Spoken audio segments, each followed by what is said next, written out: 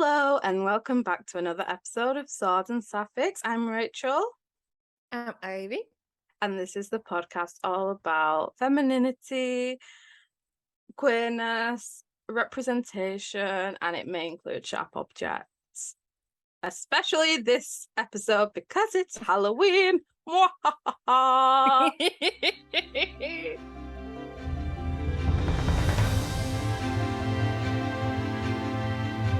This week we have two special guests, our very first guests. We speak to Wendy Dalrymple, author of Rosa Parks, and If You Read This, You May Die, and romance stories also. And then we have P.K. Reeves, who is a urban fantasy author, who talks about all things representation with bisexuality and her Filipino heritage.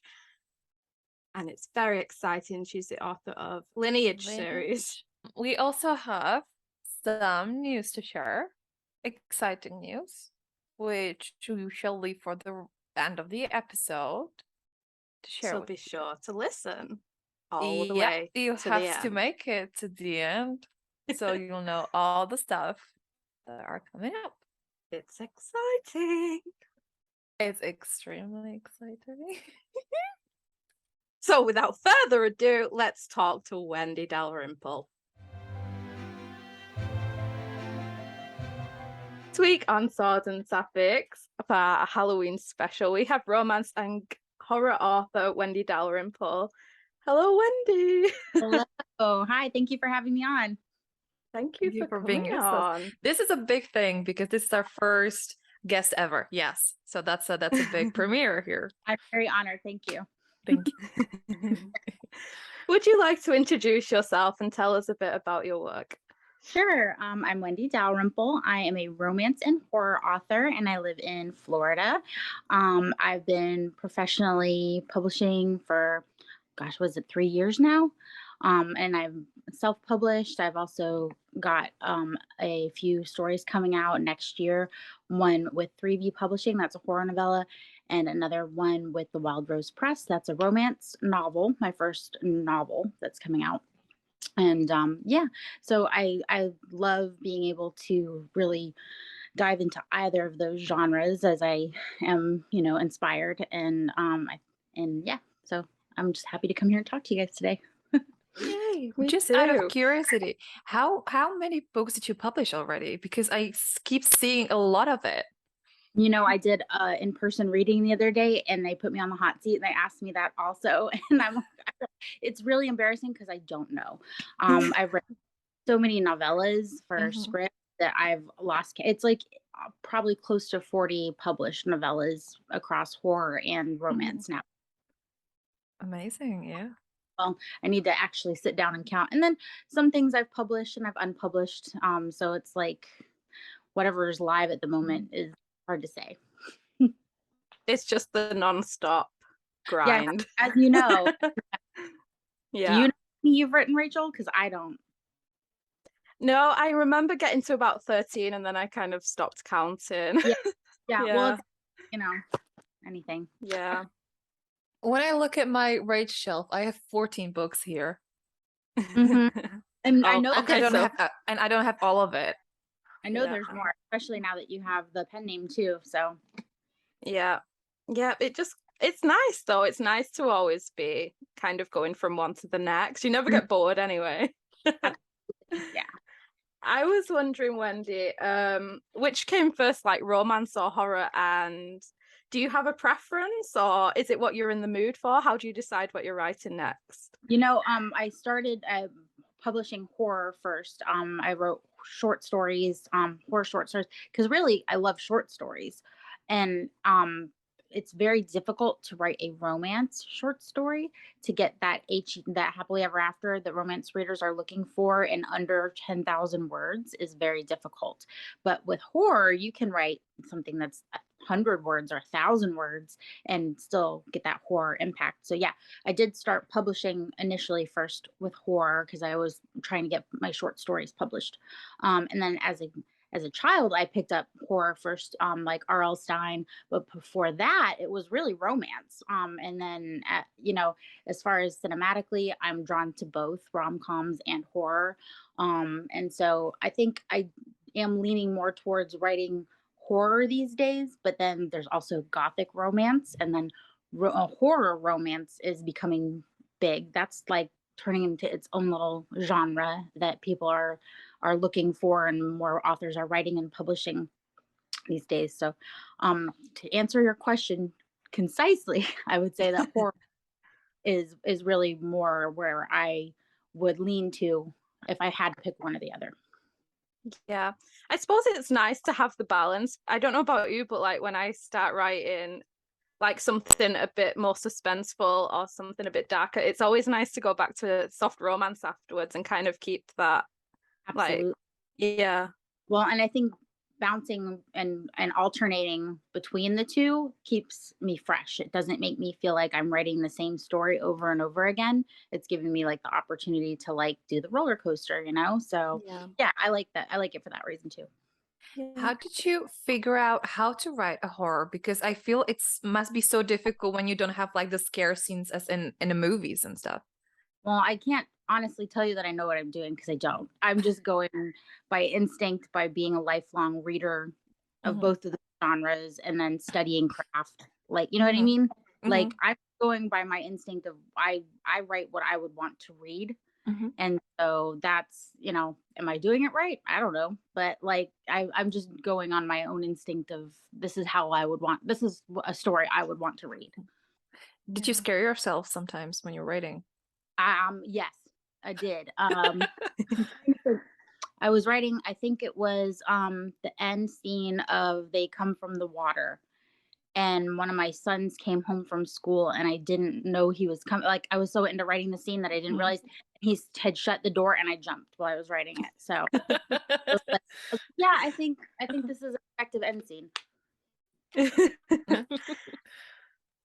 I do find that like, I don't know if you agree, but like when I read Rosa Parks especially, I found that like I could see those glimpses of your romance writing in like the horror, and I feel like it's a really nice combination, and it kind of adds something a bit fresher, and like it makes your writing new. Like with the spoiler alert, there's like a hot gardener next door in Rosa Parks, and you kind of didn't know if he was going to be a real love interest or kind of was hiding something darker. Yeah, and I do feel like it's a nice combination to have. Well, thank you. Yeah, another horror author that I appreciate, Laurel Hightower. She's had a couple of books out recently, and we were on a podcast together talking about how she also adds romantic elements into her horror and how that kind of ups the stakes. So and I think that that's for a lot of people, even if it's not like a romantic relationship, if it's a friendship or if it's a familial relationship, like having that kind of thing in any story ups the stakes, makes everybody human. We all have some kind of relationship. And so that ups the stakes, Yeah.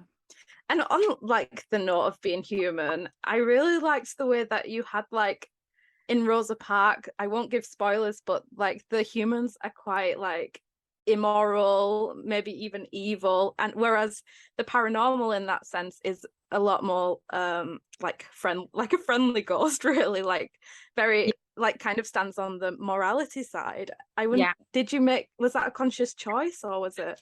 I think that maybe perhaps subconsciously, like I'm not afraid of ghosts. Like if I met one, I would want them to be my friend. Like I like the idea of a friendly ghost, like you say. Yeah.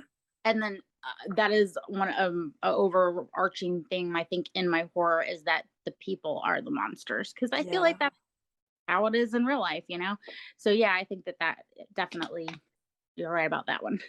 And sometimes that makes it scarier because like you live among like humans, like you live among like the horror in your story was very like human and very what we like live with the fear of, whereas you can kind of pass off the rest as like supernatural and superstitious and things. Yeah, and I think that's one of the reasons I do write horror, is to kind of process my, and I'm not alone here. I know a lot of people do this as well, just to process the world, right? Like all the things that I'm personally scared of, and you download it into your laptop and it turns into a story. And so I think that's a lot of it. Yeah. Was there any book or author that like kind of sparked the love of horror and like the writing? Absolutely. So, I mean, obviously, R.L. Stine, when I was young, I would devour, just read a book a day. And not Goosebumps, like original, R.L. Stine. And then from there, Christopher Pike, which was like R.L. Stine, but like, a little sexier. And then I read a lot of Stephen King when I was young. And I haven't read Stephen King probably since college. But then from there, I kind of went into like the gothic horror, like Daphne du Maurier's Rebecca. I'm not sure if you've read that one or not, but like amazing. And yeah, it's those were a lot of my earlier influences. But like nowadays, I really try to find the most contemporary horror that I can, because I think that it's really more of what I'm looking for these days. A lot of horror written pre 2000s is a little dated for my tastes now. It's a genre that's always changing. Mm-hmm. I don't read horror because I'm terrified by everything. But are you more drawn, like reader-wise and also writing-wise, to the horror from like People Made or the paranormal, ghosty type of thing? I like it when it's a blend of both. Mm-hmm. I really do. Like, I hate it when you're watching a scary movie and you think it's a ghost, but it's a person the whole time. And I feel like it's like that's kind of like cheating, but I like it when you blend both together. And when it is the person that's the monster, but there's also something paranormal happening. And so, yeah, I mean, I'm definitely a fraidy cat in real life. Like tomorrow night, we're going to go do a haunted house thing and I'm going to have my eyes closed the whole time. But like, so like, I don't know how I'm also terrified of everything. And yet I still am drawn to it. So I don't know. Nice. Yeah. Thank you. I would say that you'd be fine with Rosa Parks, especially. I feel like White Ibis is kind of very abstract, which was very interesting. Where did you kind of get the idea for that?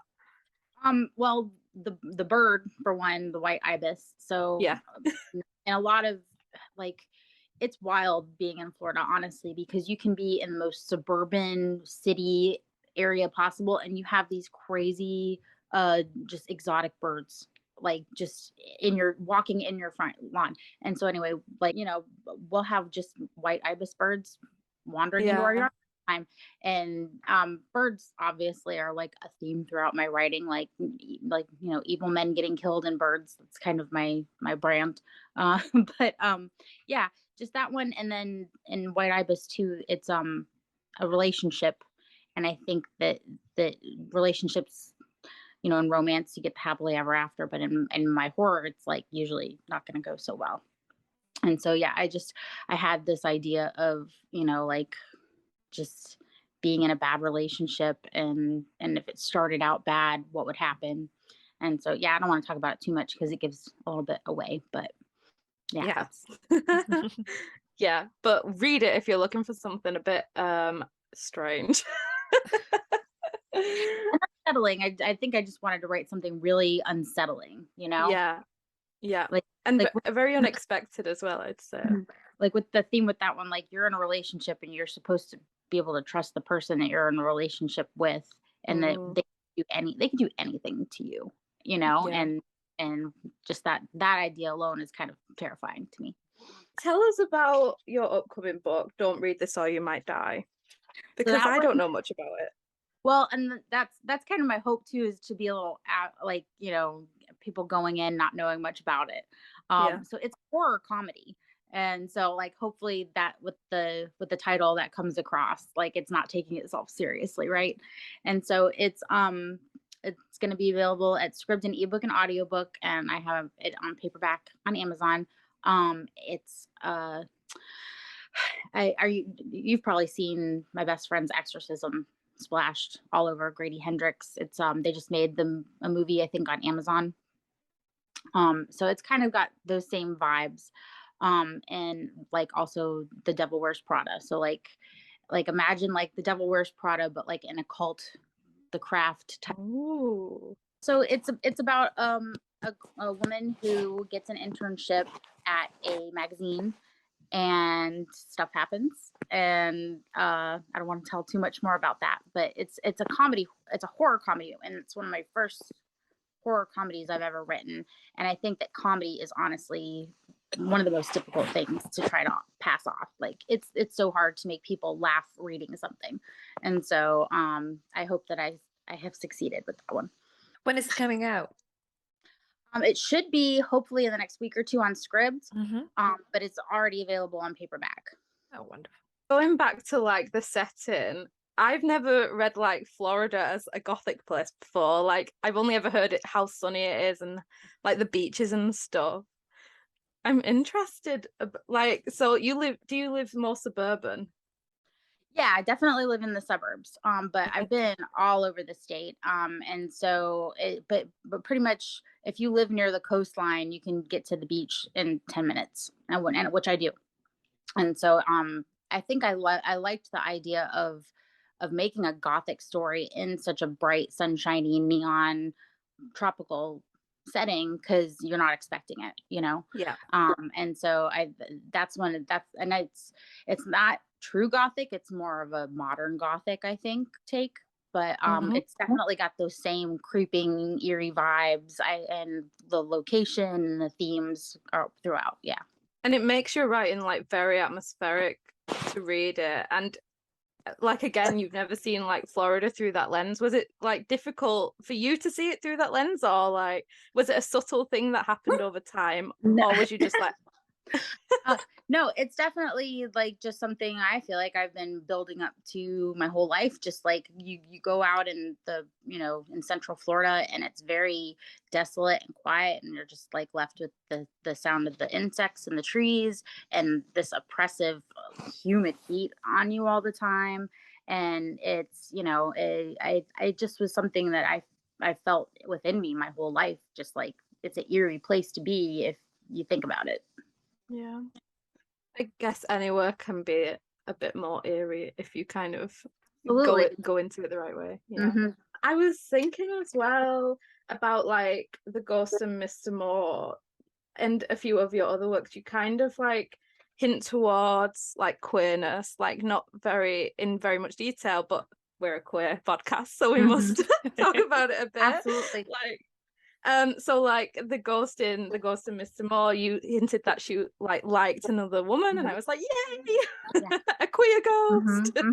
For myself, I don't personally identify as queer, but I have so many queer friends and queer people that I love, and I want to be able to incorporate queerness in my stories in a way that's organic and true to the story. So not to just throw it in there as a throwaway, but if I feel like that fits the storyline, then I'll put it in there. I want to make all people part of my universes that I write, while also not, while still giving it the credit and doing the work and making sure that I'm being true to the characters. That made me a little teary. Oh, well. Yeah. I mean, it's one of the things I really love is just being able to I don't know, incorporate it organically into my stories and just make it like, I'm not trying to like say something. It's just like, this is the people that are in my world, and so they're going to be in the world of my writing too. Yeah, I think a lot of like straight authors are quite afraid of like tiptoeing that way in case they do something wrong, but you do it so well. And just that one line where it like said like she's liked women in the past, I was like, oh yay, like it makes you feel like uplifted as a queer person, and it just does make all the difference. That does make me very happy here, because I am concerned that I'm not doing it in a way that will come across, but because it's hard to write, and everybody will read into things the way that they will, and you're not gonna be perfect for everyone. But if I've made you happy, then that makes me happy, Yeah, and you did. It was like that's the thing, like queerness doesn't always need to be exaggerated, and you don't need to be a queer person to just identify with the experience, like I'd say. Well, definitely, but and at the same time, it's like I don't want to take anybody else's place at the table either, So I don't want to not say that my stories aren't queer, because they definitely have that element, but I also don't want to, I don't want to take someone else's place. You know what I mean? I Yeah. don't want to, I Yeah. want to keep space for the people that it belongs to. I've read a few books exactly where there was just recently I read something, there was a sentence about her being into a woman in the past, and it's that one sentence that sort of makes the story more inclusive, and you feel sort of safe because you know the writer loves queer people, in at least in that sense that they think of them, and it makes all the difference. Yeah. Well, good. I'm glad. That makes me really happy to hear. I think you can tell when it's authentic as well. Like, you can tell when someone's just thrown in a stereotype versus whereas they've like made an active choice, and they have queer people around them, and you know, the way that you have, it's very easy to tell the difference, I think. Yeah, I agree. So we talked about like the horror books that you read growing up and stuff. Do you have any like current favorites, any that you kind of feel like a parallel to your work in any way? Sure. I am always actively looking out for as many female horror authors, like contemporary, and as well as just queer authors. I feel like that's where any of the stories that I've enjoyed the most recently, like the vast majority of them have come from there. And so I like I said, Laurel Hightower. If you are new to horror, and you are a romance or a fantasy reader, I would definitely recommend her work. Crossroads or Below. Below is a Mothman story, and she features like really strong female characters that are older. They're like in their 30s and 40s, and so this is like for me, I was like, the catnip, like perfect. And so she's one that I've really enjoyed lately. There's a book called Waif by Samantha Kolsnick, I believe is how you pronounce her last name. And that's a queer story about a woman, and she gets involved in like weird plastic surgery stuff. That one's a little more gruesome. Let me see. So Cynthia Palaio is somebody you might want to check out, Rachel, because she writes dark poetry. She just came out with a dark poetry collection, which is on my list that I want to read. There's really so many that I could list, but like This Is Where We Talk Things Out by Caitlin Marceau, also another queer story that just came out about a woman who is estranged from her mother, and they go to a cabin in the woods to kind of talk things out and like, you know, get to know each other again, and like some bad stuff happens. That's another great one I would say to check out. But like yeah, the landscape now for horror is amazing, and I think that we're going to see a whole lot more crossover of people delving into, because it's like novellas too. Novellas are so big, and so it's like you can just sit down and read something and it won't take you very long. You don't have to invest a lot of time. I think that people are really like getting into it now more because of that. Yeah. And so sorry, go on. Sorry. Do you prefer like short novellas when it comes to horror, or something longer where the tension sort of builds up? I think I just prefer novellas across the board. Like I want to be able to sit down and read something in a couple of hours. And so like really there's only been a handful of books this year, like out of all of the books that I read, like maybe only 5 of them have been full-length novels. So I really do prefer novellas because they just really they fit my life right now, honestly. Got it. And we were kind of saying that about romance, like you kind of go to it, especially with novellas, to just have a quick reprieve, like a bit of escapism. But you can also do that with horror. It's not exactly the same vibes, but like yeah, it's definitely harder with novellas, and I see a whole lot more readers that want that longer length with romance. But at the same time, I feel like sometimes people will complain, or readers will not complain, but they'll be like, oh, it got kind of boring in the middle. And it's like, that's where novellas are great. You just cut out that murky middle and you get to the point, you know? Yeah. And so yeah, it's every story you have to kind of decide, does this fit more with a novel or a novella? And so it's not easy to know all the time. No, and you can't please anyone, because like with my novellas, I've had reviews like this should have been longer, and then with Honeymoon for One, like reviewers are saying it could have been cut about 50%, and you kind of can't really win either No, way. you can't. And as an author, you have to know that you're not going to make everyone happy and just accept that fact and be fine with it.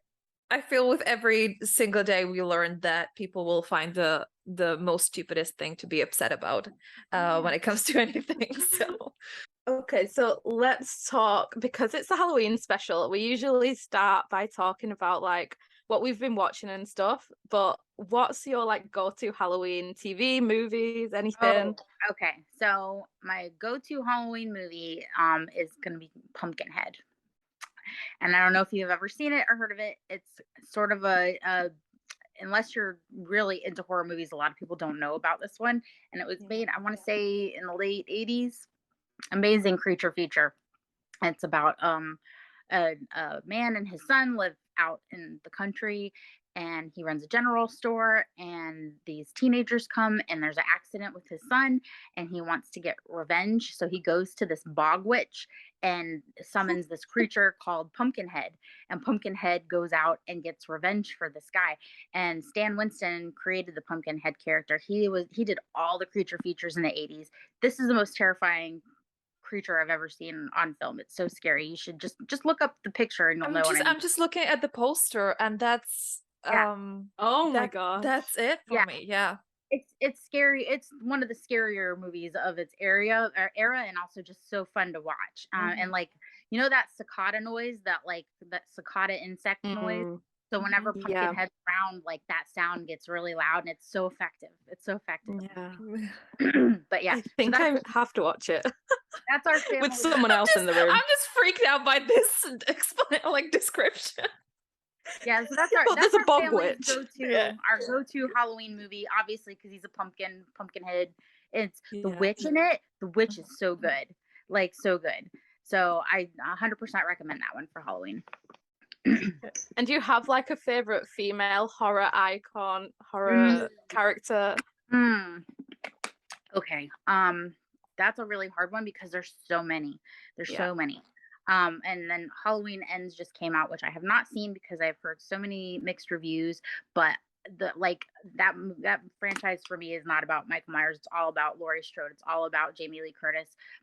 You know, she's the original Scream Queen. She's like, I love Jamie Lee. So I mean, I have to go with her as like the number one, right? But like, there's so many. There's too many amazing horror women in film and in literature to really. But like, I guess I'd have to give her the, you know.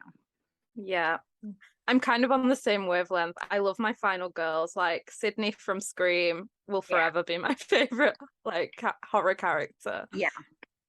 Yes, for sure. Scream I was 14 when that movie came out, and I begged my mother to see it, begged her. So she took me and my little brother to the theater, bought us tickets, and then the people that were at the ticket booth were like, no, they can't go and see it. It's an R-rated movie. So my mom went in and she watched it with us. She got a ticket and she watched it with us. But like, I was so obsessed, and I still am. It's like one of my favorite movies from that time. I guess in that sense, horror was always a bit more progressive, like for female representation, because when you look at films from that like decade, aside from that, like there's still a lot of misogyny there, and it's interesting to see the difference. Yeah, and I think that one of the things too is that as far as like film screenwriters, directors, books writing final girls have all been from the cis male gaze. You know what I mean? And so now like you're getting more it's like, gosh, pre-2000, if you were trying to think of a female horror author, you only really think of Anne Rice or Lisa Tuttle, I think. Like they were out there, but you didn't know their names. Everybody always just defaults to like Stephen King and, you know, Clive Barker. And so now there's more contemporary names that horror authors can think of, or horror readers can think of. But I myself am looking these days towards reading books about women written by women or people that identify as female or are queer. I feel like it's got more of a authenticity to me in that way. I'm not saying that people can't write what they want to write, but what I prefer to read is that. And it's that difference in perspective, because like the scariest thing that could happen to a man is not necessarily the same as what the scariest thing that can happen to a woman is. It's all about the experiences, which we watched Fresh movie with Sebastian Stan and Daisy. Yes. And that was the moment she pulled out the keys and put them between her fingers, immediate giveaway that was done by women. Yeah, no, that's definitely any one of our contemporaries of the opposite sex, when they are going out in the world on their own, that's not something that they are taught to do or that they think that they have to do. That's something that your generation, my generation, we, as soon as we're out there in the world on our own, we're like told to be on guard, and it's in our psyche.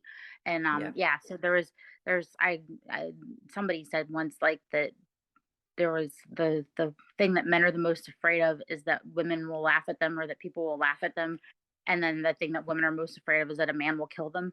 And I'm like, that's the basis of where, why I write horror. Yeah. And it's also really watching it as a woman with experiences of a woman. I've recently watched some scene where there was a woman and a man, and they just met, but in the minute I sort of got that gut feeling, and later on he assaulted her, and it looked fine, but you as a woman already can feel this little nuance that something will go wrong. And that's why these experiences are important to see in a movie too, like in like horror movies. I'm gonna move from Halloween a little bit because Christmas is coming, and my question is, are you planning on releasing something Christmassy again? Perhaps. I do have one at Scribd coming out, and it's called Secret Santa, and it's an office romance. And it's two people that if you're familiar with the Secret Santa exchange, like you sign up to be the Secret Santa for someone and you get them a gift. And so that's the basis of that story is, these two people that work in an office together like each other, and they become each other's Secret Santa unknowingly. So it's just a light, fluffy thing. Something that I wrote in between my darker stuff. And so so there's that one. And then I might re-release my Silent Nights story from Scribd, which is a bodyguard story. And it's a woman that and she's also bisexual, actually, and she is a bodyguard for a male pop star. And he's like in his 40s. He was like at a New Kids on the Block type band, and now he's going and doing a Christmas tour, solo Christmas tour, and somebody's out to get him. Somebody's trying to kill him. It's kind of like a reverse. I hate to say reverse, but it's like a bodyguard movie type situation, but set at Christmas with a female bodyguard and a male singer. We love female bodyguards in this house. We do, and please. So yeah, for me, it's please release it, because for the past 2 Christmas, I read something of yours because I wanted a giveaway, and it's exactly the sort of like fluffy Christmassy stories that just makes you all warm inside. So well, I writing Christmas stories is just a treat for me because it's so fun for all the stuff you can, the food and the music and the atmosphere. Just being able to write that into a story is like it's a treat for me. Wonderful. Good. Well, thank you for coming on, Wendy. It was so nice to talk to you. Yeah. And everyone, remember to read Wendy's work because it's very good. You've heard it here first. And make sure to keep an eye out on what's it called? Don't read this or you might die. That's a long title. I know, and I'm so sorry, but I'm not. No, long title. I'm a firm believer in long titles. I've said it before, and I'm gonna say it again. I love long titles, so I'm on that side. Longer you can the better. Say it next time then. Okay. Well, thank you so much. Thank you, guys. Thank you. Bye. Bye. So that was our interview with Wendy, who was our first guest. That's exciting. Very first guest ever on the podcast. We're going places, lads. Yep. So we asked Wendy about her favorite Halloween-y stuff and movies and women, Halloween women. Ivy, what is your favorite Halloween go-to? I don't celebrate Halloween. It's not a big thing here in Czech, so I don't really have any. And Mm. I'm not a biggest horror fan, as we've established. Yeah. um so I don't know. I don't have any go-to. I We just are, love witches. yeah, we are currently reading Wild and Wicked Things by Francesca May, which is perfect for Halloween. I'm very Yeah. obsessed with it. It's very witchy, very vibey. It's set in the 20s. It's a Gatsby retelling, but it's sapphic. It's everything to me. I think this will be my new Halloween go-to. Oh, beautiful. I have to move on with my reading there. You're also reading You've Reached Sam for Ghosts. Yeah, But right now I'm quite emotionally exhausted from Grey's Anatomy, which I start watching, you guys. Everybody clap. And I need a little breather from all the feels. Yeah. In other words, she needs smut. And we respect that. And you know what? They deliver with smut and all the soft moments. They're delivering. I'm currently reading the Twisted series by Anna Huang. I don't know how to pronounce it correctly.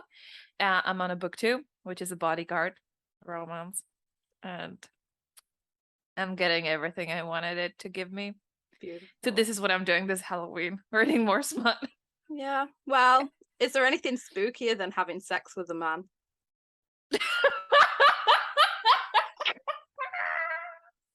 Is there anything spookier than heterosexuality? Oh God. Yeah, that's a fair question, which we should think about more maybe. Well, we don't have to. No, I think the answer is clear. Yeah. So what is your Halloween go-to?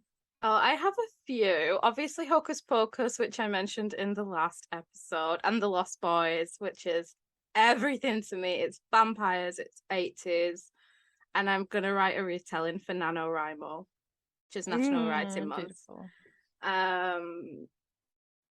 What else? Scream, absolutely. I mentioned in both interviews that I'm obsessed with Sydney Prescott. She's the reason for my pansexuality. I do love a good slasher. I think I'm going to give Sleepy Hollow a go. I remember watching it as a kid and it was very spooky, so I'm looking forward to. Yeah, there's a film and I know there's a series out now as well. But what am I thinking with Tom Hiddleston and the one that played that's Alice? Crimson Peak. Oh yeah, that was it. I haven't yeah. watched that. I want to watch that, but it's terrifying me. I know. So. We're both scaredy cats. Another good one to watch is the Haunting series, and you also get Sapphics in The Haunting of Bly Manor. That's one I love to go to, but I haven't had chance this year. We're excited for Wednesday coming out soon. The Wednesday Addams. Oh yeah, show. I was like, what's on Wednesday? You see how the turntables. For the past month, every time I say I'm excited for Wednesday, I even say the word show, her brain stops. Yeah. I decided to get my own back this time. Yeah. Yeah, no, I'm very excited for the show. I still have to watch the Addams Family movies.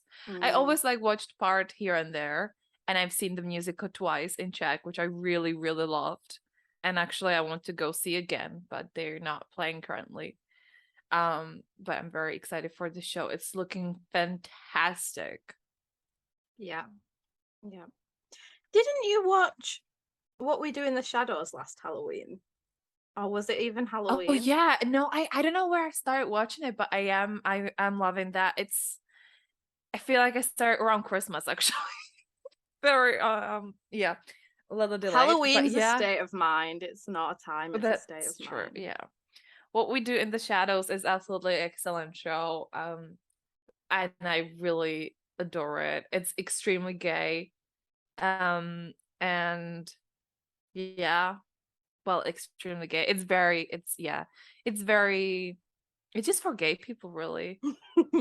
Yeah. That's really it. As is everything associated with Taika Waititi. Yeah, that's very true.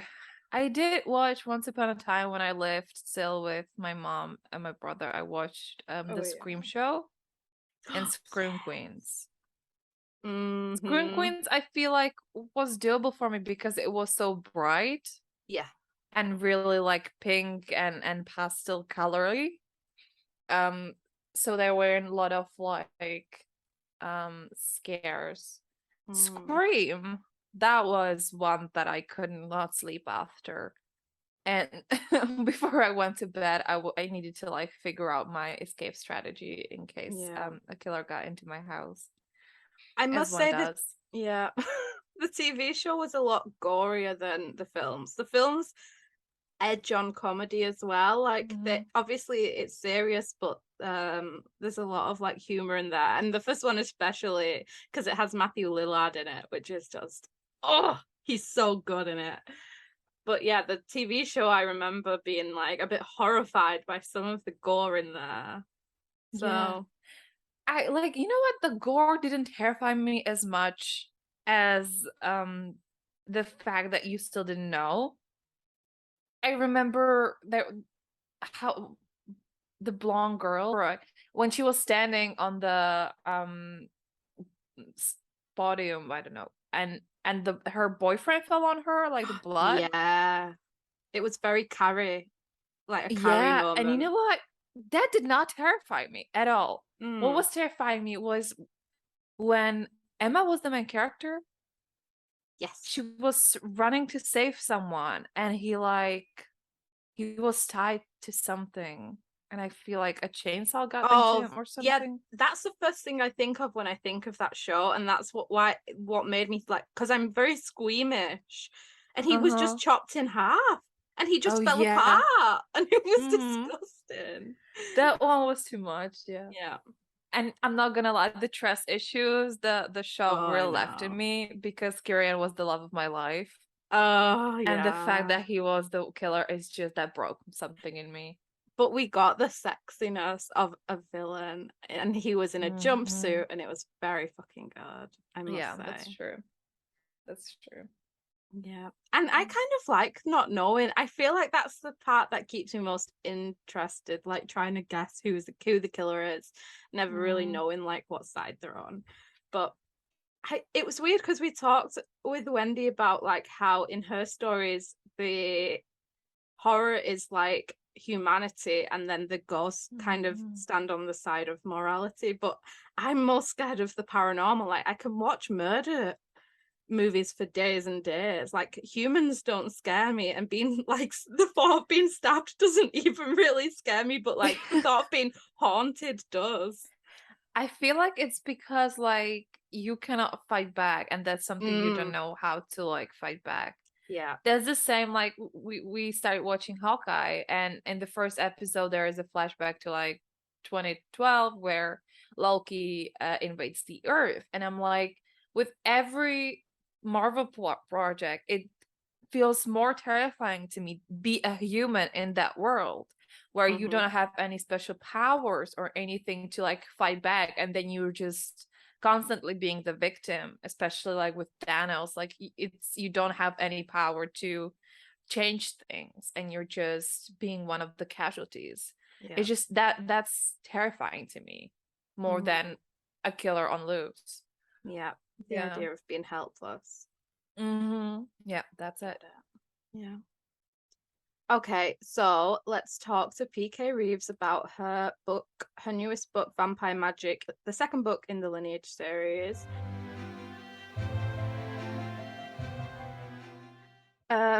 Our second guest ever and of the week is P.K. Reeves, who is a horror, fan fiction, and urban fantasy author. Would you like to introduce yourself? Yes, hi. I'm PK Reeves. I really go by Pauline, but that's where the P comes from. I write urban fantasy right now. I do want to branch out into horror eventually. I do have books planned for it, but right now most of my stuff is urban fantasy and paranormal, and you might see like a little glimpse of horror in them.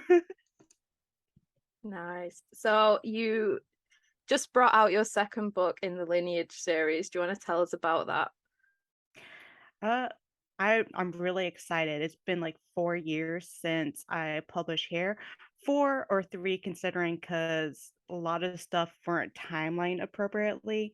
I was a very new author when I released here, and when I hit publish on Amazon, it says 2018. And from all the other books that was released through draft to digital, it's 2019. So I'm like 3 or 4 dependent. But with Vampire Magic, we're immediately rejoining Audrey, and she's just trying to learn more about the magic, that why she still has her magic, or why when she was human it was so non-existent that her parents decided, well, we're just going to raise her as a normal human and not introduce her to all of the stuff that we're involved with, because her dad is a council member in the local coven, and he's pretty much a player in that community. And then she was immediately thrown in after she was turned into a vampire. And then normally when witches are trying to be turned into a vampire, they normally die. And if they do turn, they lose all their magic. It's interesting. Where did you kind of find inspiration from, like that kind of system? Because you don't often get a witch who's a vampire and vice versa. It's usually one or the other. I think that's why I wanted to make it so different with Audrey. I like the thought that she comes from a very powerful line of witches, and to the fact that she has no notable ability of her own, that she was able to pass as completely human. But then she finds out that Bennett, her sire, has known that she was always just here from the moment she was born.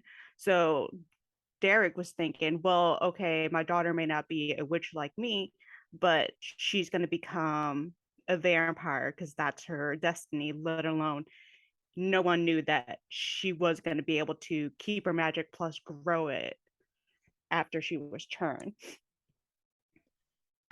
What do you take any inspiration, because your main character is half Filipina and then you have other Filipina characters in there? Did you take any like inspiration from that kind of culture and background, or is it more like modern media? I would say growing up, I was into anime, so I was really into Japanese culture and stuff, and I kind of ignored the Filipino culture. One, my mom, she migrated here from the Philippines, so we're first generation here, me and my siblings. And I like to call it very whitewashed, Americanized. I don't have a lot of um the culture. That I have a best friend, she's full Filipino, and that's who Alexis is based off of. Like a full Filipino, that both of her parents are from the Philippines, so she is immersed into the Filipino culture and still in the American culture, whereas my mom forego that so we can assimilate better. Because my siblings, we don't know how to speak Tagalog or anything like that, and the most I know is how to make a couple of Filipino dishes. And I think it's kind of important to put a spotlight of the people who are people of color, and were had one parent that immigrated from another country, and they choose to forego their cultures so they can have their kids become, more blended in. And I think that's a lot to speak about the culture of people of color back in the early 90s and the early 2000s. Yeah, because you kind of find that it's either very that like modern media or books are either an all white cast or there's a huge amount of culture in there. So, and you're right, like we very often get characters or families who had to blend in and like become part of the white culture when it's actually a very common thing. Yeah, it really is, because I know I'm not the only person I've talked to. I've started connecting with a lot more people of color on Twitter, and I'm actually really happy to do that, because we can kind of all just bounce off each other about all the experience we have. Because like I am I look other. I don't want to say I look fully Filipino, but I'm not 100% white. I have people who mistake me for Mexican and several other people of color, but it's just one of the things that we can all kind of like, and I don't even think that really it comes off in my book that I'm kind of telling the story from more or less my perspective. Granted, I wrote this and finished this book when I was 26 and I'm 32 now. So it's kind of interesting writing a very much younger main character, and a lot of my characters will be much older than Audrey. She's going to be my youngest. What made you decide to self-publish? Like, at what point did you like finish the book and decide, okay, I'm going to self-publish? Did you try to go down the traditional route, or was it always self-publishing? It was always self-publishing because, to be honest, I don't see a lot of representation of Filipino. And like recently on Netflix, they published Tres. And I recommend it if you guys can have access to it. It's on Netflix, and it's about a Filipino shaman. And I don't want to butcher the name because it's so hard for me with Tagalog words, and I'm still trying to learn it. But it's really interesting to see my culture on a mainstream platform, but it's just like I didn't see my book being picked up because I do emphasize that she's not Filipino. I do emphasize that several other things, and I'm just like, I don't see anyone to be like, I also have a control issue. I don't like the idea of agents or anything like, oh well, we want more of a romance between Cedric and Audrey, the main love interest and the only one. And I'm just like, that's not the whole point, because I kind of like that I have Cedric like a supporting figure mainly, as well as a love interest, because to me, you support your partner no matter what, and then you kind of give them, you know, like what he does, like, hey, I'm here, I know that we're meant to be, but it's no big pressure, we're both vampires, we're going to live forever, and I'm going to make sure that you survive this.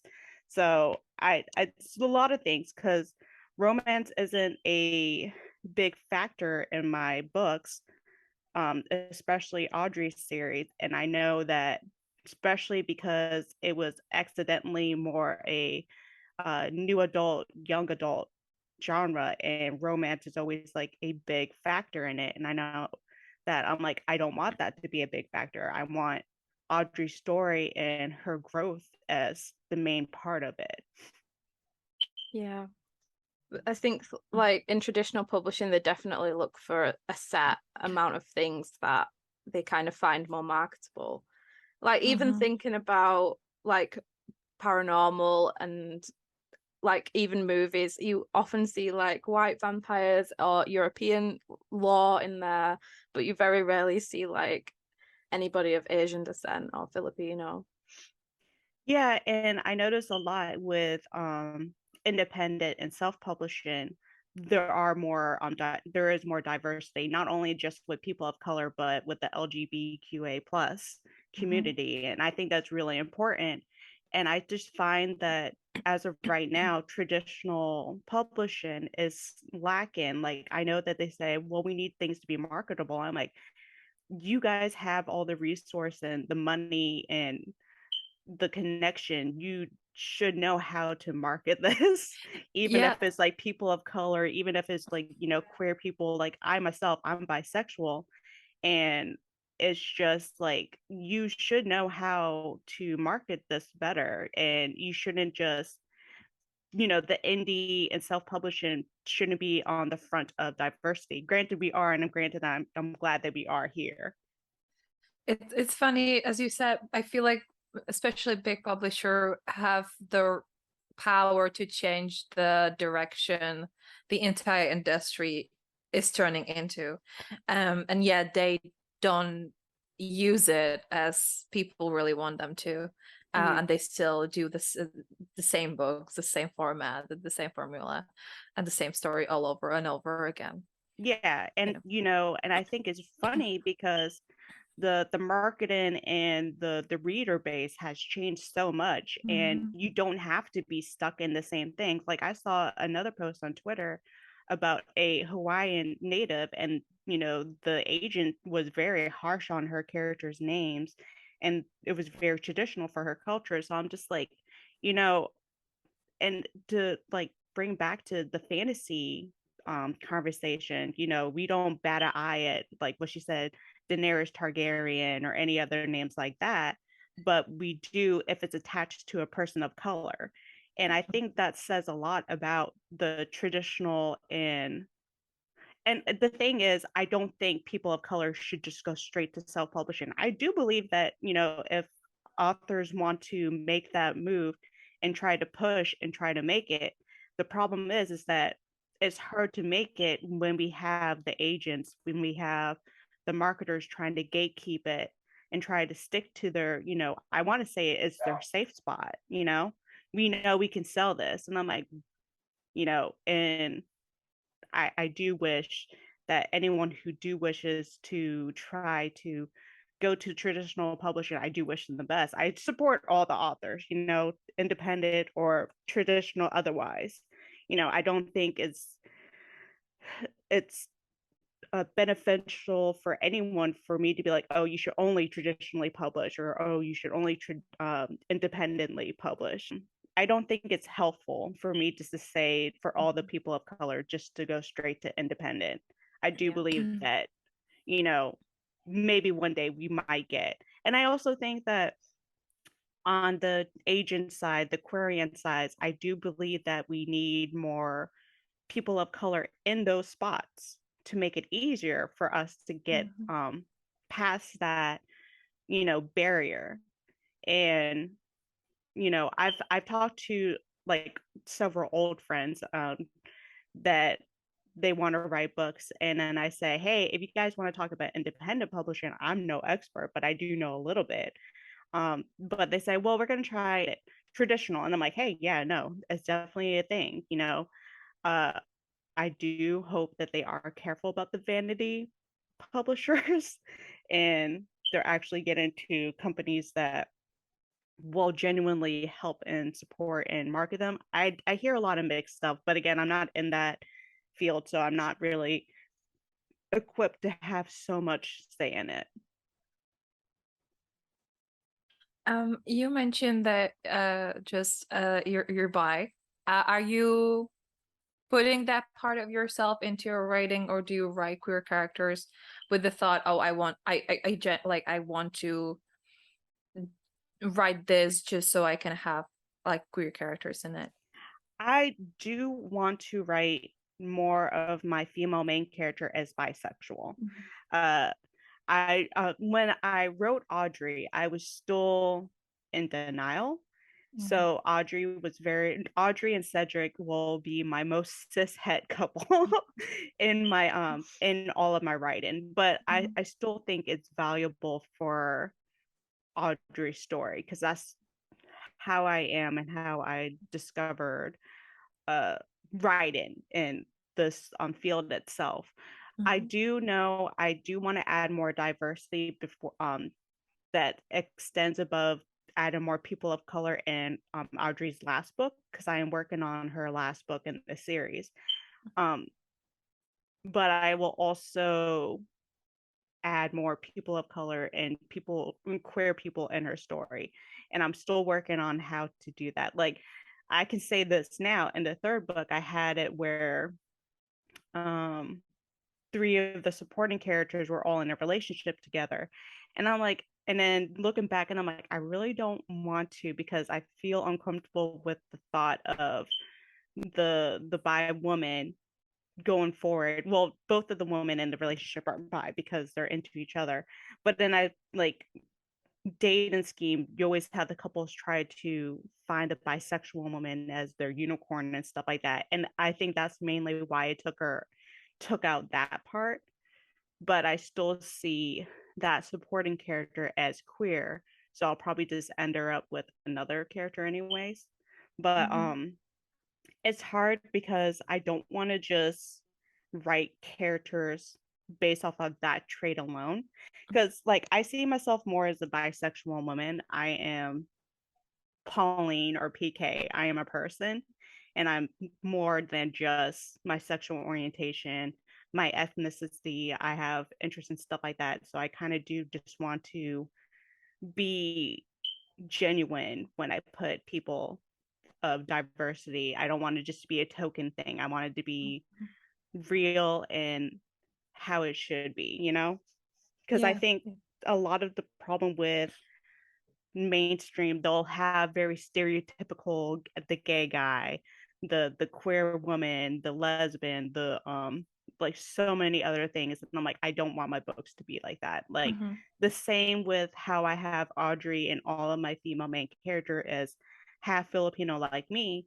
It's just a part of them, is not completely them. Got it. Yeah. And I think it's always a bit more authentic when a queer person or author is writing that. You can kind of tell when they're just a token, when they're just there for like a few diversity points. And it's good that you're taking the time to like figure that out as well. I think that's all you can really do as a queer author. Yeah, and I think it's just more vital, like, that we have like representation in it. Like, I want people to like not say like, oh, that's me, or like I have been in fandom for a very long time. People will put traits onto your characters, and I think that is valid for them to do, you know? Like, it's just one of those things where, yeah, like we have this lore and canon within our stuff, but I think a lot of it readers can take and transform it into how they see themselves. But it always is helpful when you do have those characters there. Yeah. As well as like the diversity of sexuality and ethnicity, I read the blurb and it seems like you also have quite a few species in there. Like I saw witches, vampires, and elf prince, I think. Yes. Where did you get like the inspiration from that mix? Like, are there any books or like shows or anything where you saw these like creatures and was like, I need to write about them as well? Well, vampires and werewolves have been in mainstream media. It's one of the very common things. I got the were-hyenas and the shifters from more modern day portrayal. Were-hyena is actually from Anita Blake, because I like this thought that, the lycanthrope, what makes the lycanthrope sting is a virus itself, and that it can, as viruses do in real life, as we have lived through in real time, but it's like it can attach to other animals and make it into like the were-hyenas, the werewolves, the werebears, and etc. And with the elves, I kind of was initially going to make them off of the Gaelic fays, but I kind of more or less merged them with high fantasy elves and fae, and I just kind of merged them together. And I also just like that, we have other immortal beings besides vampires. Like, vampires were human at one point, and then they turn into immortal beings, but then we have the bouncing board of immortals that were never human to begin with. And I kind of like that reflection and foil, if you see it that way. But I do like the how Audrey says, like, when she sees other vampires, she sees the how vampiric made them more beautiful and appealing to humans, because obviously that's what they're trying to feed on and everything. Granted, there is no vampires that directly feed off of humans in my books. They actually have I named my world version of Red Cross into the Green Drive. So they have humans donating their blood, and they don't know it's for the vampires, because they do actually do, humanity services, much like, Red Cross today. Although I hear Red Cross is kind of iffy now, but Yeah.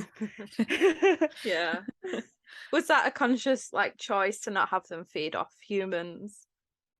I just think personally, like, if I was a vampire, it would make more sense to try and say, oh, I have a disease, so I need blood bags and stuff like that. It would make it a lot more, easier to be on the lower radar than just trying to like convince somebody, hey, can I drink your blood? And then people are like, wait, what? Yeah. So I do like the idea that modern day vampires would be a lot more savvy about it, that they would think, we could just ask the humans to donate their blood and we could do good with it, but we can also feed our base because like there isn't as much vampires in the world. Like they keep it very much like they're not running and only constantly trying to change people into vampires. And obviously if the master vampire finds its hair, then they're obviously going to turn that, but every other vampire is just kind of like a personal choice depending on the master. Okay, so it's a Halloween episode. Usually we talk about like what we're loving at the minute. But because it's Halloween, we want to know what's your go-to Halloween movie or book or anything, TV show. I watch a lot of YouTube and I watch a lot of outside Xbox, and they have one of their hosts, Ellen, play horror games, and she's really like jumpy and like she scares easily. Last year they had her play Dead Space, and that is like my favorite thing. Dead Space is my favorite horror game, period. Like I have such an emotional bond. Like if I'm having like the most awful days, you know how you have your comfort show? Yeah. I'll just run a playlist of that, and I'm like, yeah, this is perfect. This is fine. I have recently finally watched the Bram Stoker's Dracula, the one where Gary Oldman was Dracula, and I've been like kind of rewatching that a lot. I really like Sinister, the movie that Ethan Hawke played in, and I will rewatch that, especially around Halloween. But really, yeah, that's it. Like Sinister is one of my go-to horror movies that I'll watch, and then a lot of the time I just watch horror playthroughs on YouTube, and that's like kind of my go-to thing. It's all about the vibes wherever you go for it. Yeah. Me and Ivy are like obsessed with just the comfort of Disney Dreamlight Valley at the minute.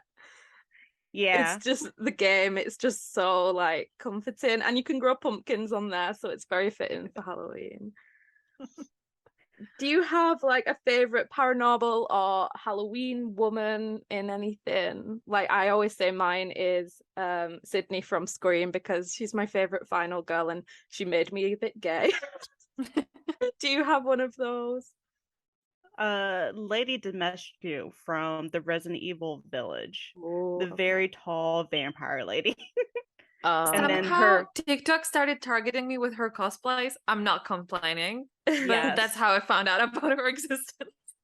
And then her three daughters, Cassandra, Bella, and I forget the last one's name. Oh no. Oh, Daniela. There it is.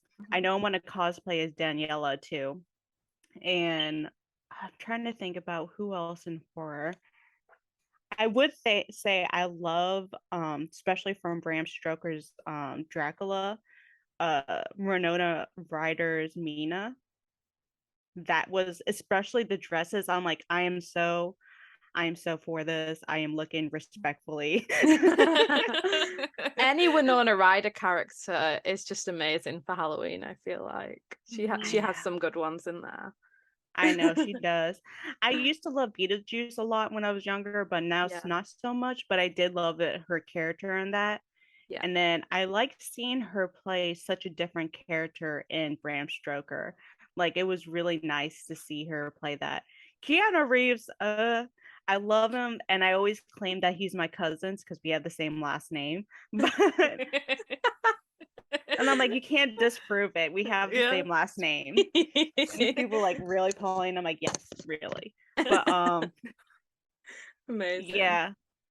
Oh, I loved it, and I love her friend Lucy. Oh my god! So I was like thinking about it too. Like the vampires and the Bram Stoker have like so much strong sex energy, And I'm just thinking, like, they had to take Lucy out, because if Lucy had fully become a recognized vampire, everybody would have lost, because she already had the sensual energy and everything like that as a human. But once she was a vampire, I'm like, this is gonna be over for everybody if they don't take her out. And it just feels very gay in general, like the female vampires, Jonathan and Dracula, like there Oh are my so God, many. yes. It's just like there's such an underlying homosexuality there. I think that's the key thing with vampires too, is linked to homoerotica a lot of the time, and I can honestly see it too. Like, I will later on, because Audrey's story is just a foundation for a shared universe that I'm going to be writing in. Because I like series that don't just follow one character for its entire length. And this is just a personal preference. If listeners or viewers like listen to this and they like it, I am not shaming you guys for it. Just like for my experience with Anita Blake, it's like 28 books in, is from the same character. And I'm just like, I would love to see more about this world besides from just Anita's point of view. And I think a lot of time where Laura K. Hamilton like misses the mark. And don't get me wrong, I love Anita Blake. I had a crush on her when I was like a lot younger, because in the first 11 books, she was like a badass bitch. And I'm just like, hell yeah, I'm living for this. But then it's kind of like they try to make her have woman love interests, and it just doesn't feel as genuine. Yeah. And I think that's the beauty of being an author who, with their own universe, you can just never stop building on that. Like, yeah, because I like the vampires that I created, because they're not completely traditional vampires.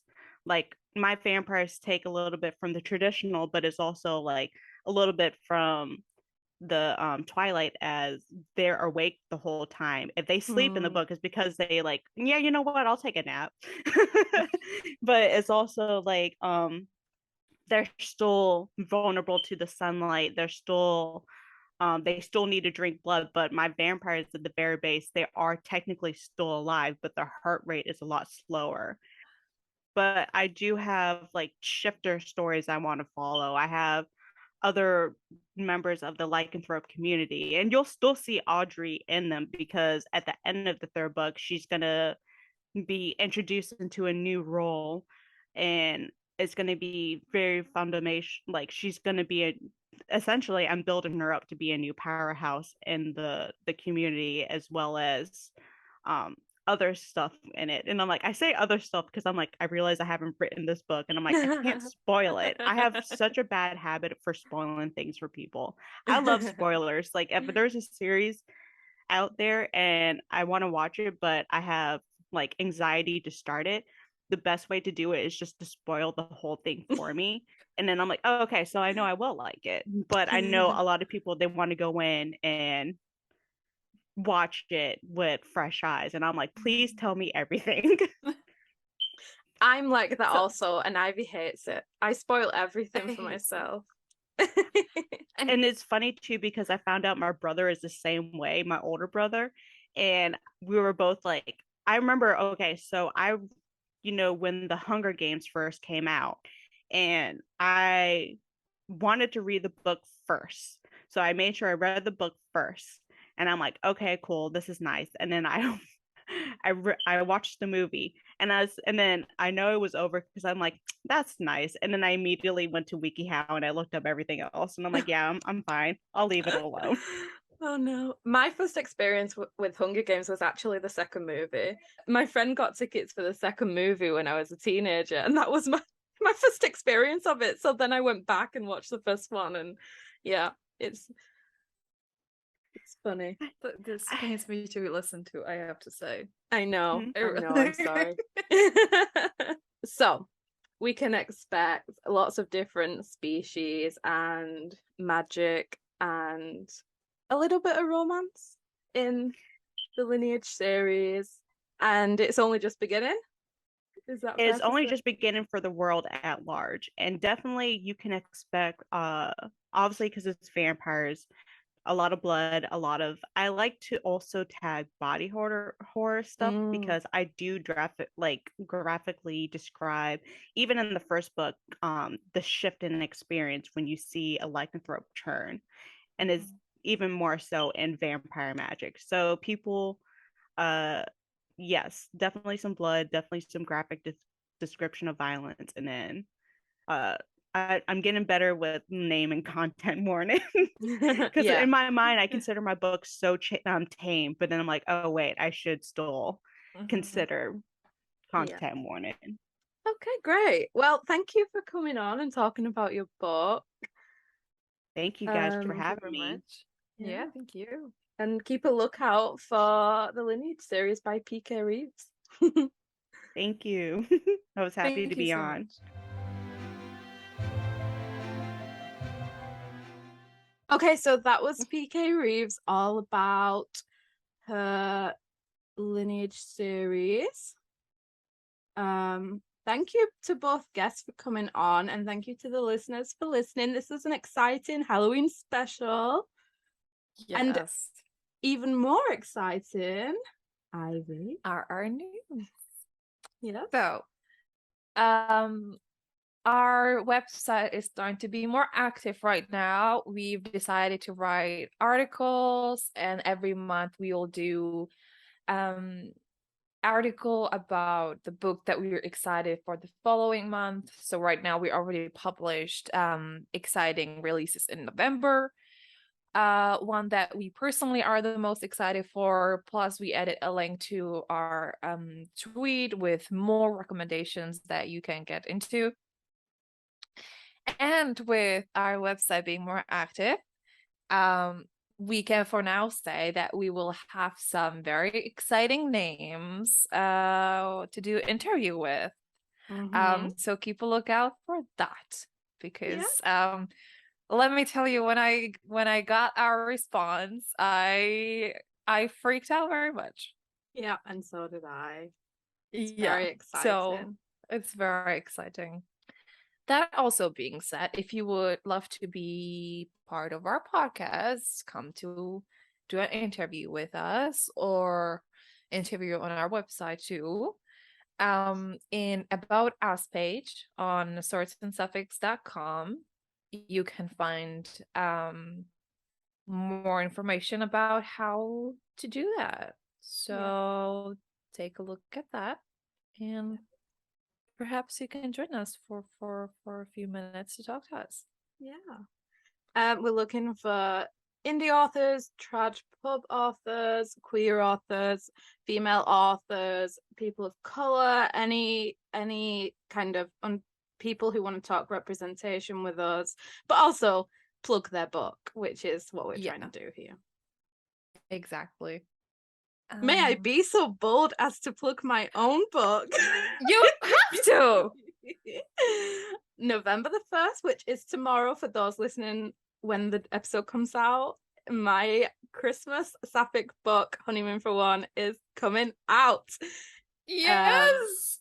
It's festive, it's snowy, it's about a girl called Robin who goes to Canada when she realizes she forgot to cancel her honeymoon. And it's a little ski holiday. She meets a standoffish ski instructor named Neve. It's very queer. There's a husky called Juniper. And it's filled with puns that just had me rolling on the floor. Yeah. I'm nothing if not a lover of puns, and Elcon John is just holds a special place in my heart. Honestly. Yeah. I now can't look at a taxidermied moose head without calling it Elkin John. Yeah. But yes, it's available in paperback, audio, and ebook on Amazon. So please have a little look if you fancy it. I'm very excited. You should be excited. It's amazing.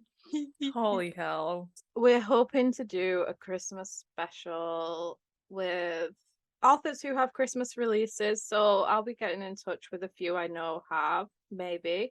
But if you have a Christmas release coming out and you fancy either in person or online interview, where you just type the answers, please get in touch because we're really very excited to start spreading the word more and communicating more with authors, because it's just been us two for so long, and it's time to start branching out.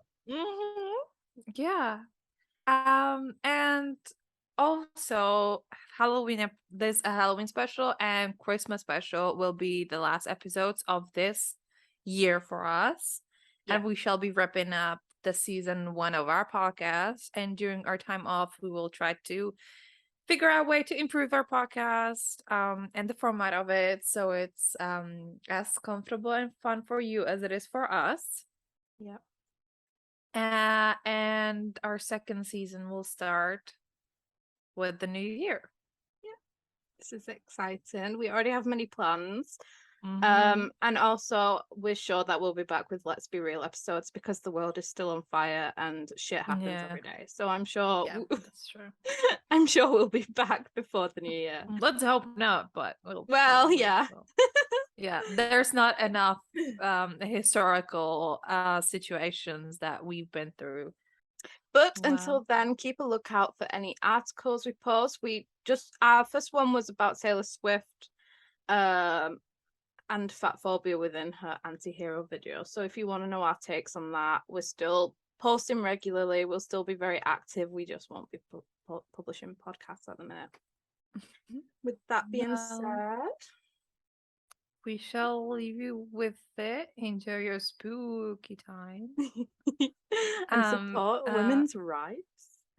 But most importantly, support women's wrongs. Yeah. Especially when they're the serial killer. Or the final girl. Yeah. Well, I shall see you later, alligator. In a while, crocodile. Mwah!